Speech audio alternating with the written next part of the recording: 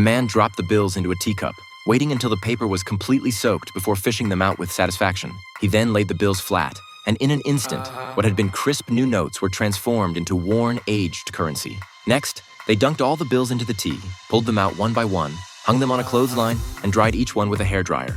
These bills were actually freshly counterfeited. Compared to brand new notes, old bills were far less likely to raise suspicion. To test the quality of this batch of fake bills, they immediately headed to a nearby corner store. John carefully handed the bill to the busy shop owner, but the moment the owner took it, he froze. He rubbed the bill gently between his fingers, stretched it a couple times, and suddenly his eyes flashed with fury. The owner grabbed John's hand in anger, clearly ready to teach him a lesson. Fortunately, Mike sensed trouble brewing and yanked John out of the crowd. The two fled the scene in chaos, running a full 6 miles before finally losing their pursuers. Back home, Mike stared at the bill, deep in thought. Why had such a convincing fake been spotted instantly?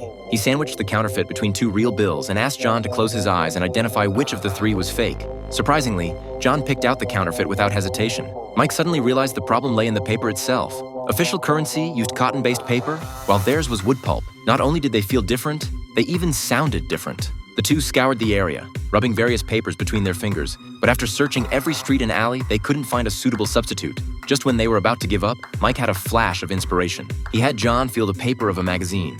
John admitted that while the texture was similar, the paper was far too thin. Mike then stacked 2 sheets together and told him to try again. This time, John was speechless with excitement. The feel was nearly identical to real currency. Anyone familiar with counterfeiting knows that producing high-quality fake bills requires more than just matching the paper's texture. You also need to hand-draw the intricate details on the currency. Bills use microprinting technology, and even the highest resolution scanners can't avoid creating dense moire patterns. Therefore, the initial draft must be drawn by hand. For Mike, however, this was no challenge at all. He studied every detail on the bill, repeatedly tracing the patterns. After a week of corrections and refinements, Mike successfully replicated all the textures on both sides of the new rupee notes. Next, he scaled down and engraved the design, then repeatedly polished it under a glass sphere to make the bill's texture more realistic. He then coated a baking tray with chemicals, placed the counterfeit plate in the oven, and baked it while rotating. Once done, he quickly cooled it with a cooling agent. And just like that, the printing template for a 500 rupee note was complete. For the next steps, they only needed to bleach the paper, print the front and back of the bills separately, embed a security strip into the front, and finally apply glue to the back to create the sandwich structure they needed. However, just then, they encountered a new problem. The numbers on the bills changed color depending on the viewing angle, an effect ordinary ink couldn't achieve. At that moment, John suddenly came up with a solution. He mixed metallic paint with ink, and the result was nearly identical to real bills. After applying a layer of clear varnish, the fake bills became as crisp and distinct as genuine currency.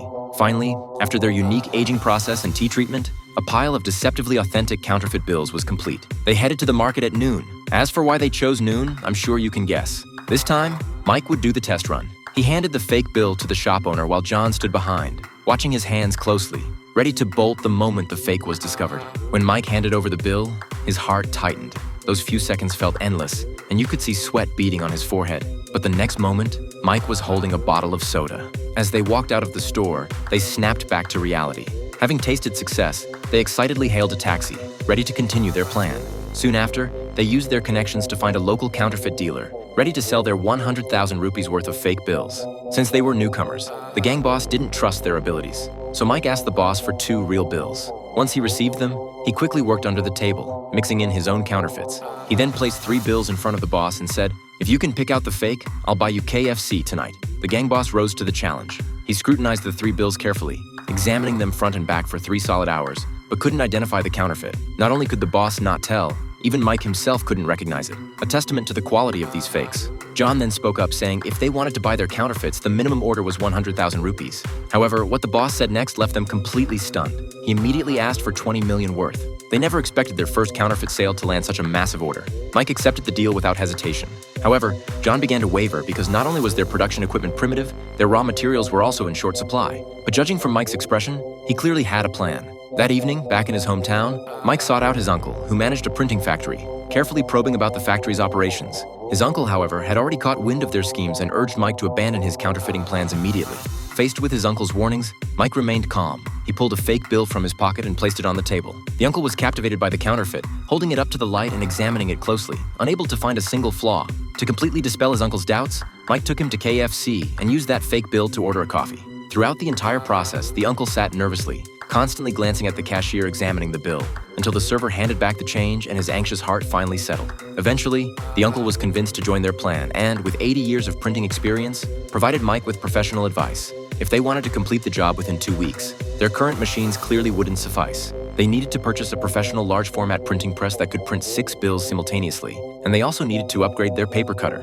To save time drying each sheet, they decided to order a commercial dryer outright.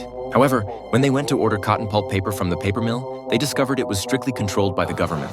Without official procurement documents, they couldn't purchase this type of paper at all. With only 7 days left until the delivery deadline, the brothers had to take extreme measures. They contacted some underworld friends and broke into the area's largest paper mill under cover of darkness. Faced with thugs wielding clubs, the security guard was utterly baffled. He'd heard of banks being robbed, coffee shops being robbed, but never a paper mill. Finally, after searching, they found their target on the top shelf. To avoid revealing their true purpose, they also stole several other types of paper. Once they had secured sufficient raw materials, the three immediately began production. Fortunately, this time nothing went wrong, and Mike delivered the goods to the gang boss as promised.